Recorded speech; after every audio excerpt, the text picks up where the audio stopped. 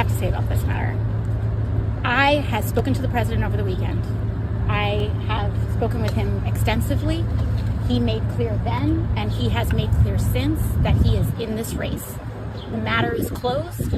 He had reiterated that this morning. He has reiterated that to the public. Joe Biden is our nominee. He is not leaving this race. He is in this race, and I support him. Now, what I think is critically important right now is that we focus on what it takes to win in November, because he is running against Donald Trump, who is a man with 34 felony convictions that has committed 34 felony crimes, and not a single Republican has asked for Donald Trump to not be the nominee.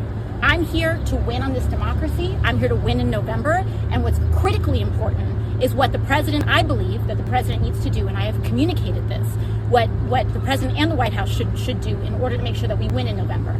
And that is making sure that we pivot and working and increasingly commit to the issues that are critically important to working people across this country.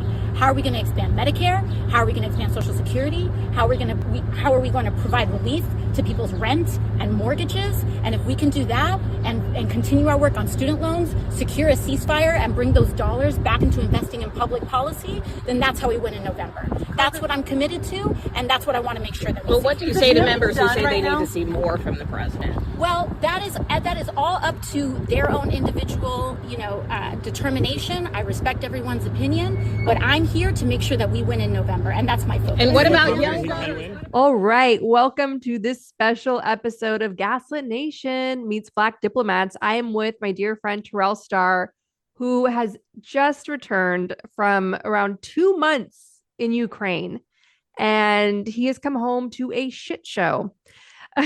As we all knew it would be, because it's an election year and Trump and Putin need to win. And so does Netanyahu, and so does China, and so does MBS, because they're going to make a ton of money if they do live above the law. If America falls as a dictatorship, it's going to be fun times ahead for them.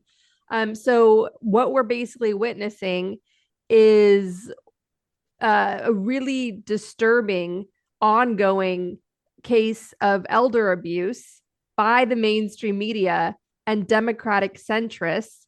And the irony is that the squad, the progressives that get beat up on all the time, are sticking by Biden, riding with Biden, except for, of course, the social media pundit class. But we'll get into that.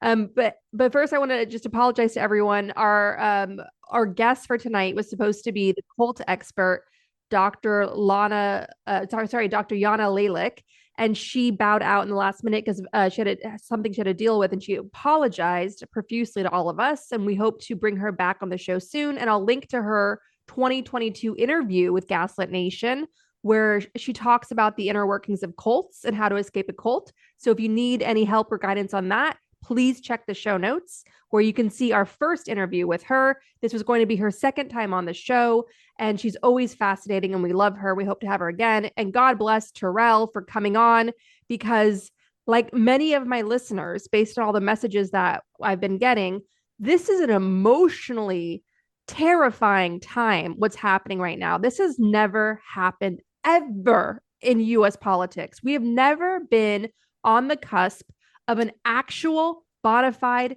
dictatorship with a full-on blueprint and like a big old road show selling it by the Heritage Foundation, openly marketing Project 2025. And women are going to be forced back into the kitchen. They're going to be rounding up all non-white people, including Palestinians, and sending them to God knows where, and on it goes. And now they're beating up relentlessly on Biden. I was just watching his press conference tonight. And as you're watching it on the New York Times website, you see Maggie Haberman and all sort of the top stars of the New York Times chiming in like a mean girl chat room, and just like really pouncing on Biden for the smallest, little, tiniest things, that it just comes across as so petty given that all that's involved. And I understand he's old as fuck and he's tired and worn out. Like, who wouldn't be?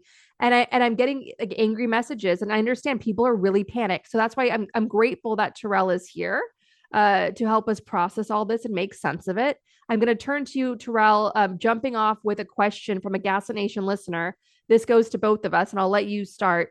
What are your thoughts on the whole Biden needs to drop out storyline that the media is pushing while not even suggesting that Trump should drop out? And obviously, the New York Times finally ran an editorial on this week, but a little too late. And then they go back to Biden and beating up on him.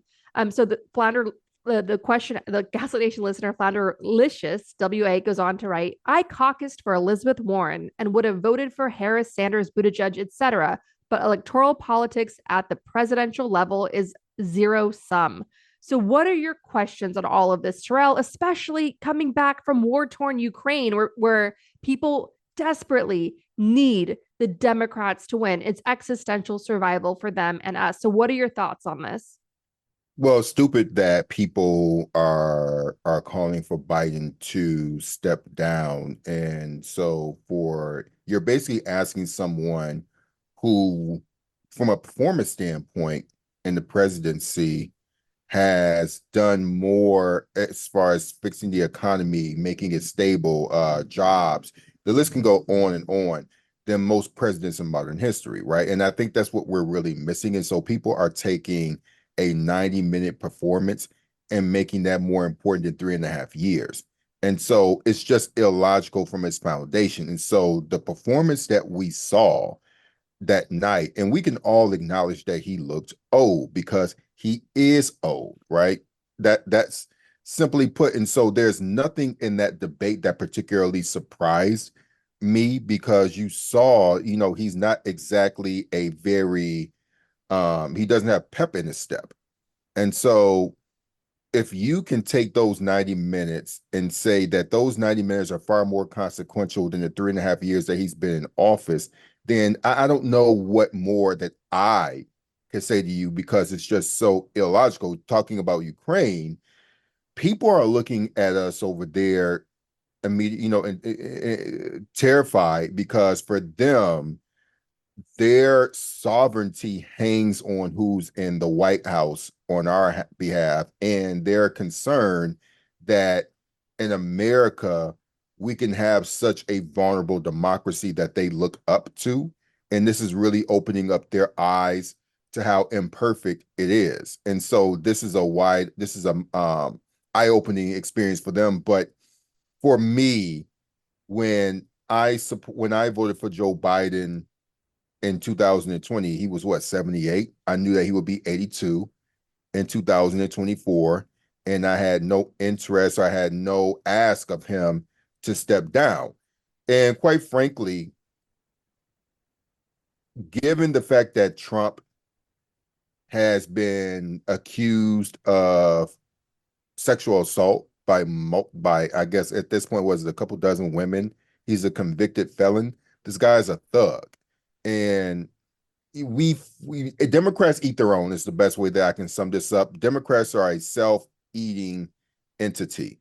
And I don't understand why Democrats could be so gullible and so weak. Well, actually, I do understand it. But if Trump does win, we don't have anyone to blame but certain people within the party. Much of the defeat, if Biden, we hope he doesn't lose, but if he does lose, it'll be in a similar fashion in how Hillary lost in 2016, this media cycle that's overemphasizing things that are at the end of the day inconsequential to the main purpose, this lack of focusing on the criminal Donald Trump. He wasn't convicted back then, but we knew he was a thug then.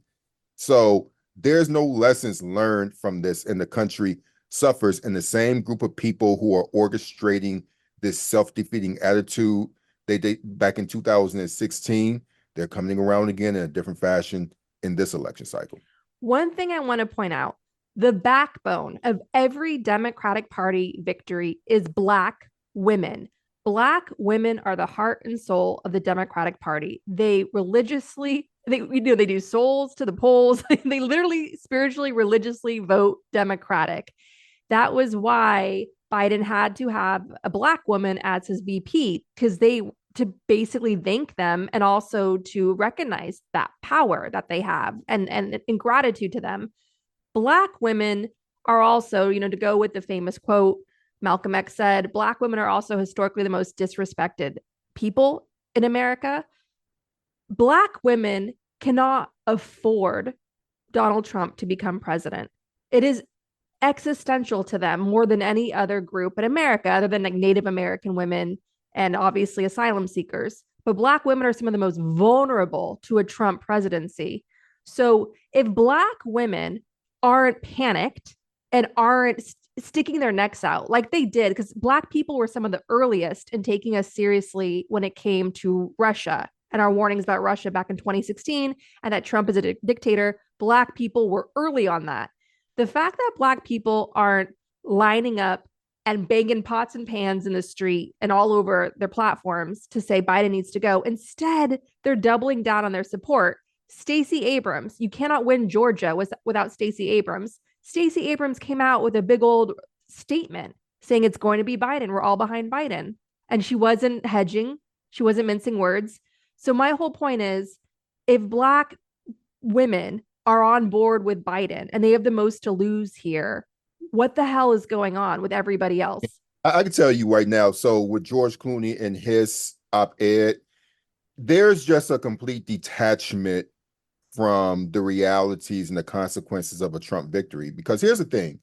Let's just say if Biden does drop out, I don't know what calculus these people are looking at that would show them that a Kamala Harris or a Galvin Newsom or a Gretchen Whitmer or name any other person would do any better. It just doesn't. It just logically doesn't make any sense. There's no type of evidence whatsoever to show that anyone would do better. And so so with Black women, you see the response. The response is pretty simple in that they don't have time to make these changes last minute. And then also one thing about Kamala Harris that people don't give her enough credit for is that while in 2020, she didn't end up being the most powerful candidate, much of her legislation in the Senate dealt with Black women and issues of childbirth, infant childbirth mortality, you name it. She has been the most progressive when it comes from a legislative standpoint. Now, actually passing some of these bills into law has been a tougher thing, but from a legislative standpoint, she's it. And so who are you? So, and then that's a bigger insult in this whole conversation is that many of the people who are saying that Biden needs to be replaced aren't putting her at the top of the list. That's the crazy irony of all of this, right? And that's another insulting indication. And so with people like Clooney, who I respect, for his fundraising, if Trump loses, his life is not going to be impacted. No. And, and I think that's what we really need to think about. And so all these people who are calling for Biden to step down, they're going to be fine. They don't have there's nothing existential about a Trump election that's going to harm them. And so when you see Black women saying this, then we should pay attention, but no one listens to them in a way that garners enough respect in the power structures within the Democratic Party anyway. If that were the case, there would be a whole bunch of people like Latasha Brown, who we got to have on Gaslit Nation, who would ideally be running the Democratic Party. None of these people are listening to. None of those people are saying that he needs to go, which is my indicator of it. If they were concerned, I would be concerned. This bonus episode is exclusively for our supporters at the Truth Teller level or higher. To hear the full thing, make sure you're subscribed to Gaslit Nation on patreon.com/gaslit. That's patreon.com/gaslit. And we also do our monthly Q&As with our subscribers at the Democracy Defender level or higher. And there are annual discounts where you can sign up for the full year, stay with us in this fight, and join our community of listeners who are doing extraordinary work on the grassroots level, protecting our democracy in the states where it matters most, because this election is bigger than Biden. So make sure you're signed up with us at patreon.com/gaslit. That's patreon.com/gaslit to hear this full bonus show exclusively for our Patreon community.